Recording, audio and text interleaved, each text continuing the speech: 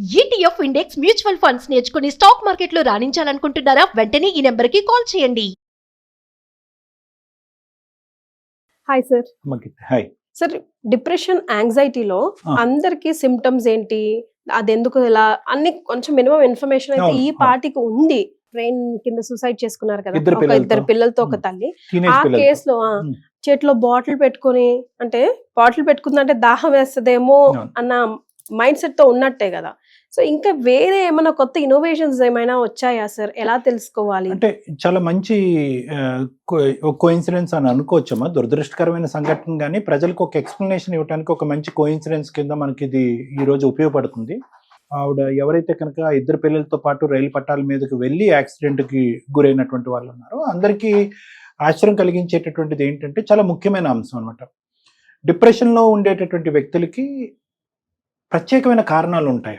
ఎందుకంటే ఏదన్నా news channel మీరు చూడండి, ఏదన్నా న్యూస్ ఛానల్ చూడండి, కారణాల గురించి పోలీసులు చెక్ చేస్తున్నారు, డైరీలు ఎతికారు, ఇంట్లోకి వెళ్ళారు రైల్వే పోలీసు, తర్వాత దుబాయ్లోనో ఎక్కడో మిడిల్ ఈస్ట్లో ఉన్న భర్తతో మాట్లాడారు, ఇలాంటి కారణాలు దొరకలేదు. సో మనం ప్రత్యేకంగా ప్రేక్షకులకు చెప్పేది ఏంటంటే డిప్రెషన్ అనేటటువంటి మనోవ్యాధికి కారణాలు ఉండవలసిన, ఖచ్చితమైనటువంటి కారణాలు ఉండవలసినటువంటి అవసరం లేదు. ఓకే, సో పర్సనల్ ప్రాబ్లమ్స్ అట్లా ఇట్లా ఉండాల్సిన అవసరం లేదు. ఓన్లీ 10 to 15% కేసెస్లోనే డిప్రెషన్కి కారణాలు ఉంటాయి. మిగతా 80 to 85% కేసెస్లో అసలు కారణాలు లేకుండా, అంటే మనకు ఇంకా ఇప్పటికీ కూడా మనం ఆలోచన నుంచి ప్రత్యేకంగా మన కల్చర్లో, మన ఇండియన్ కల్చర్లో ఆ ఆలోచన నుంచి బయటకు రాలేకపోతున్నాం. ఏంటంటే అన్నీ ఉన్నాయి కదా, నీకేం డిప్రెషన్, మీ ఆయన ఉద్యోగం చేసుకుంటున్నాడు, దుబాయ్లో ఉన్నాడు, డబ్బులు సంపాదిస్తున్నాడు, నువ్వు హెచ్ఆర్ అనేటటువంటి ఆలోచన నుంచి ఎప్పుడైతే మనం బయటకు వస్తామో అప్పుడు డిప్రెషన్ అనేటటువంటి దాన్ని ఈజీగా పసిగట్టగలం. ఎందుకంటే అన్ని క్షుణ్ణంగా విశ్లేషించారు పోలీసులు కానీ చుట్టాలు కానీ. వీళ్ళు ఏ కారణం దొరకపోయేటప్పటికి ఈవిడ ఎప్పటి నుంచో ఒక మనోవేదనలో ఉంది, కారణంతో కూడినటువంటి మనోవేదన కాదు, ఒక విధమైన డిప్రెషన్, ఒక ఆలోచన, ఒక బాధ, ఒక బెంగ, అది ఒంటరితనం వల్ల వచ్చిందా దేని వల్ల అనేది. కానీ ఆవిడ సూసైడ్కి మాత్రం చాలా వరకు సమాజంలో జరిగే 80 to 90% సూసైడ్స్కి కారణం, అది పిల్లలైనా పెద్దవాళ్ళైనా ఎవరైనా కూడా, డిప్రెషన్ అనేటటువంటి మనోవ్యాధి. ఆ డిప్రెషన్కి ఒక కారణం ఉండొచ్చు, ఉండకపోవచ్చు. అంటే సింపుల్గా చెప్పాలి అంటే ఏంటంటేనమ్మా, ఇన్నోవేషన్స్ అంటే చాలా వచ్చినాయి అమ్మా. ఏంటంటే ట్రీట్మెంట్లు, ఎలాంటి ట్రీట్మెంట్లు, ఏమేమి చేయొచ్చు అనేటటువంటిది ఇప్పుడు అత్యాధునికమైనటువంటి ట్రీట్మెంట్స్ వచ్చినాయి, మెడిసిన్స్ పరంగా కానీ కౌన్సిలింగ్ పరంగా కానీ కనిపెట్టడమే కష్టంలా ఉంది కదా. మంచి మాట అమ్మా, కనిపెట్టడం అనేది ఒకటి. ఎందుకంటే కనుక ఇప్పుడు ఆవిడ చేస్తుంది అనేటటువంటిది ఎవరికీ కూడా తెలియనటువంటి పరిస్థితి. బహుశా పిల్లలకు కూడా ఆ రైల్వే స్టేషన్ వరకు వెళ్ళేంత వరకు వాళ్ళు ఏం చేయబోతున్నారని తెలుసో తెలియదు కూడా నా డౌట్. ఎందుకంటే కనుక చక్కగా షూ వేసుకుంది, నీట్గా డ్రెస్ అప్ అయ్యారు, మనిషి ముచ్చట్లు పెట్టుకుంటా పోతున్నారు మనం చూసిన ఆ ఫోటోజ్ వరకు చూస్తే. సో ప్రత్యేకంగా ఏంటంటే కావాల్సింది డిప్రెషన్, యాంగ్జైటీ, ఇటువంటి మనోవ్యాధుల్లో నాకు ఈ ప్రాబ్లం ఉంది అనేటటువంటిది ఫస్ట్ వాళ్ళకి ఒక యాక్సెప్టెన్స్ రావాలి. నాకు ఇది ప్రాబ్లం ఉంది అనేది నెంబర్ 1 రావాలి. నెంబర్ 2 ఏంటంటే ఈ ప్రాబ్లంకి సొల్యూషన్ ఉంది అనే నమ్మకం రావాలి. మూడోది ఏంటంటే కనుక ఈ ప్రాబ్లంకి సొల్యూషన్కి నేను ఎక్కడికో ఒక చోటకి వెళ్ళాలి అనే నమ్మకం రావాలి. లేదు వాళ్ళకి ఏమీ రాలేదు అంటే పక్కన ఉండేటటువంటి వాళ్ళు కనిపెట్టేటటువంటి పొజిషన్లో ఉండాలి. ఓకే, సో ఆ పాయింట్స్ ఏంటి సార్? తను కనిపెట్టాలన్నా పక్కన వాళ్ళు కనిపెట్టాలన్నా మినిమం. ఫస్ట్ ఆఫ్ ఆల్ డిప్రెషన్లో ఉండేటటువంటి చాలా సిమ్టమ్స్లో ప్రధానమైనటువంటి సిమ్టమ్ ఏంటంటే హోప్లెస్నెస్, హెల్ప్లెస్నెస్. అంటే నేను బ్రతకాలి అనేటటువంటి ఆలోచనకి, నేను బ్రతికి ఈ సమస్యల్లో కానీ, లేదంటే ఈ టెన్షన్లో కానీ, ఈ డిప్రెషన్లో కానీ, ఈ ఆత్మన్యూనతా భావము, ఒక విధమైనటువంటి లోటు, ఒక బాధ, ఒక ఒంటరితనం, ఎందుకు ఊరికూరికనే ఏడుపు వస్తుంది, జీవితం మీద విరక్తి వస్తూ ఉంటుంది, ఎందుకు వస్తున్నాయి, అన్నీ బాగున్నాయి కదా అనుకున్నా కూడా ఆ ఆలోచనని కూడా కప్పేసేటటువంటి ఒక నెగటివ్ థింకింగ్, ఏ పని మీద ఫోకస్ లేకపోవటము, రాత్రి నిద్ర పట్టకపోవటము, మార్నింగ్ లెగిసి పనికి వెళ్ళాలి అని అనిపించకపోవటము, బయటకు తయారవటానికి నీట్గా డ్రెస్ వేసుకుంటారు, లిప్స్టిక్ వేసుకుంటారు, మేకప్ వేసుకుంటారు, నీట్గా తయారవుతారు, అన్నీ అవుతారు, ఆఫీస్లోకి కూడా వెళ్తారు. ఎందుకు ఇవన్నీ చేస్తున్నారు? మరి లోపల ఇంత భావోద్రేకాలు ఉన్నా కూడా బయటకు ఎందుకు ఆ విధమైనటువంటి యాక్టింగ్ చేస్తున్నారా?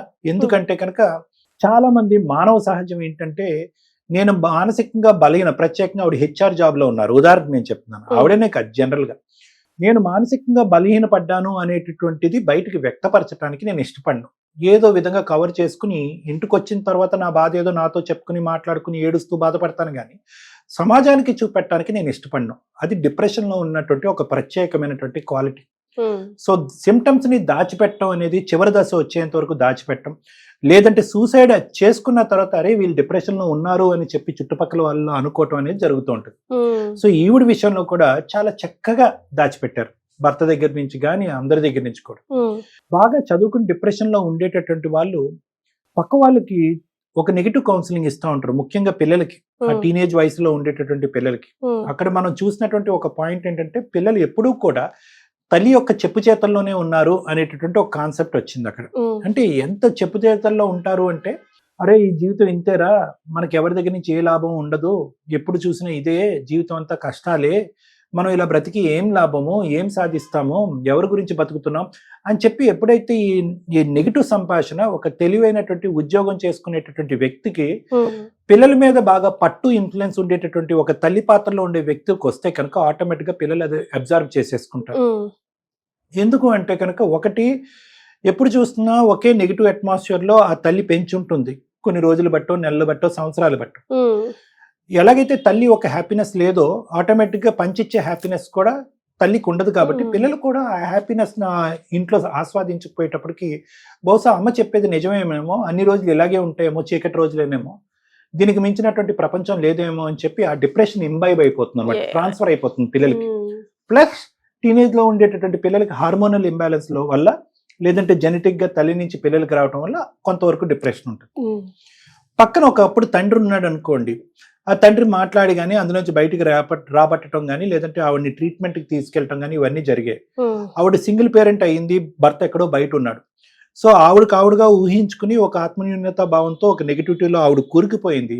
అది కాస్త పిల్లల బ్రెయిన్ లో నింపింది.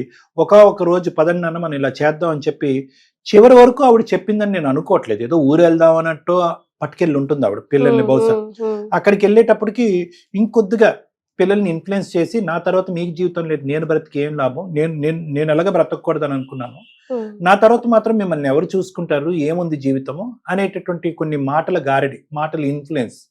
అదేంటంటే తల్లి పిల్లల్ని చంపుకుంటుందా అంటే కనుక, డిప్రెషన్ లో ప్రధానమైనటువంటి ఒక లక్షణం ఏంటంటే ప్రపంచం అంతా అంతమైపోయిన ఫీలింగ్ వాళ్ళకి వస్తుంది. అయితే ఇప్పుడు మీరు ఒక్క నిమిషం కూడా బ్రతికి వేస్ట్ అనే ఫీలింగ్ వస్తుంది.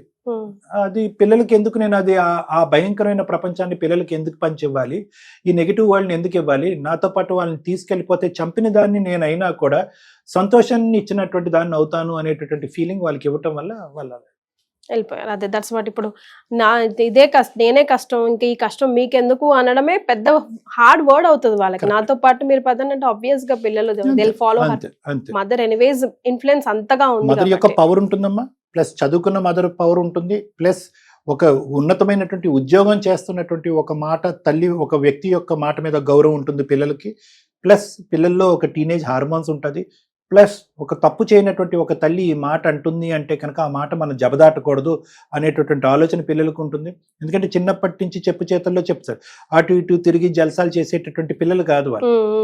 అమ్మ అమ్మ అమ్మ అమ్మ, సో అమ్మ తినమంటే తింటారు, పడుకోమంటే పడుకుంటారు, చచ్చిపోదామంటే చచ్చిపోతారు. సో ఆ విధంగా జరిగినటువంటి సంఘటన.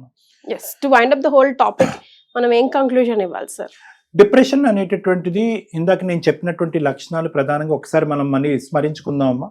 డిప్రెషన్ అనేటటువంటిది సూసైడ్కి ప్రధానమైనటువంటి సూత్రము, ఒక కారణము. ఇది కూడా ఒక జబ్బు, దీనికి ప్రత్యేకమైనటువంటి కారణాలు ఉండవలసినటువంటి అవసరం లేదు. అది బ్రెయిన్కి సంబంధించినటువంటి న్యూరోబయలాజికల్ కెమికల్ డిస్టర్బెన్స్, హార్మోన్స్ కాదు, neurobiological chemical disturbance. BP, sugar, thyroid, ఇలా దీర్ఘకాలికమైనటువంటి సమస్యలు ఎలా అయితే ఉంటాయో ఇది కూడా ఒక వ్యాధి, ఒక డిజీజ్. ఈ వ్యాధిని మనం కట్ చేయటం గురించి ముందుగా ప్రధానమైనటువంటి అంశం గ్రహించటం అనేటటువంటిది ఇంపార్టెంట్. నిద్ర పట్టట్లేదా, ఆలోచనలు విపరీతంగా వస్తున్నాయా, తినబుద్ధి అవ్వట్లేదా, లోపల కుంగిపోతున్నారా, మెమరీ ప్రాబ్లమ్స్ వస్తున్నాయా, ఎవరు మిమ్మల్ని స్వీకరించట్లేదా, ఎవరిలోనూ మీరు కలవలేకపోతున్నారా, సంతోషం అనేటటువంటిది నలుగురికి పంచి ఇచ్చేటటువంటి ప్రయత్నం చేసినా ఇవ్వలేకపోతున్నారా, మీరు సంతోషంగా ఉండలేకపోతున్నారా, ఎప్పుడు చూసినా బాధ వస్తుందా, గుండెల్లో భారంగా ఉందా, కడుపులో ఏదో ఇబ్బందిగా ఉందా, ఈ రోజులు ఏంటి ప్రతిరోజు భారంగా ముందుకెళ్తున్నారా, ఎందుకు ఈ జీవితం చచ్చిపోవాలని అనుకుంటున్నారా, ఎవరు హెల్ప్ చేసేవారు లేరు, భవిష్యత్తు లేదు అనేటటువంటి ఆలోచనలో ఉన్నారా, ఇటువంటి లక్షణాలు ఆ వ్యక్తికి అనిపించినా, చుట్టుపక్కల ఉన్న వాళ్ళకి ఒక 10% అనిపించినా కూడా సైకలాజికల్ అడ్వాన్సెస్లో చాలా చక్కటి ట్రీట్మెంట్. నా క్లినిక్ వరకు వచ్చినటువంటి చాలా మంది పేషెంట్స్కి చాలా మంది వచ్చి అంటూ ఉంటారు, రేపో మాపో చచ్చిపోదాం అనుకున్న డాక్టర్ గారు, మీ దగ్గరికి వచ్చాక బ్రతకాలనే ఆలోచన వచ్చింది. వాళ్ళకి లేటెస్ట్ పరమైనటువంటి మెడికల్ మేనేజ్మెంట్స్ వచ్చినాయి. ఎంత చక్కటి ట్రీట్మెంట్ అంటే కనుక పిచ్చి మందులో గిచ్చి మందులో కాదు అవి, నిద్ర మాత్రలు అయితే అసలు కాదు. బ్రెయిన్లో ఉండే ఆ కెమికల్ డిస్టర్బెన్స్ కరెక్ట్ చేసి ఆలోచనని పాజిటివ్గా చేసి, దాంతోపాటు ఎందుకు బ్రతకాలి, ఎలా బ్రతకాలి, వచ్చేటటువంటి ఆలోచనలు ఎలా తగ్గించుకోవాలనే దాని కౌన్సిలింగ్ కూడా అత్యద్భుతమైనటువంటి మలుపులు తిరిగి అత్యాధునికమైనటువంటి థెరపీస్ కూడా ఇప్పుడు అవైలబిలిటీలో మనం ఉన్నాయమ్మా. ఎస్, చాలా మంది పెద్ద పెద్ద సెలబ్రిటీసే యాక్సెప్ట్ చేసి వాళ్ళు ట్రీట్మెంట్ తీసుకుంటున్నారు. సో మీ అందరూ కూడా, మీలో ఎవరైనా, మీకైనా చుట్టుపక్కల వాళ్ళైనా కొంచెం డౌట్ వచ్చినా కూడా కొంచెం మోటివేట్ చేసి వాళ్ళని ముందడుగు వేసి డాక్టర్ కళ్యాణ్ చక్రవర్తి గారికి అప్పచెప్తే గనుక మంచి ట్రీట్మెంట్స్ అవైలబుల్లో ఉన్నాయని సార్ స్వయంగా చెప్తున్నారు. లైఫ్ చాలా ఇంపార్టెంట్ అండి, అది గుర్తుపెట్టుకోండి కదా sir. Correct. Thank you for joining us.